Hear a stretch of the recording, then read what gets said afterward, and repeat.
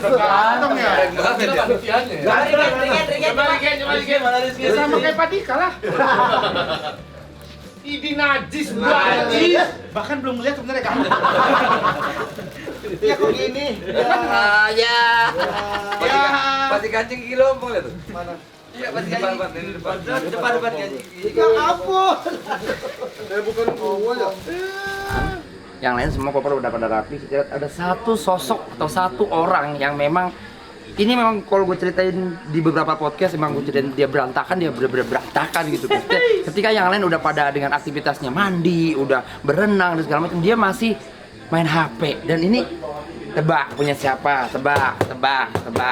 Yang di New Zealand dulu sama aku dia berantakan banget, gak di mana-mana. Dan itu bukan apa ya, bukan tabiat, emang udah ciri khas dia ya. Sekarang kita ajak langsung ketemu orangnya siapa yang berantakan.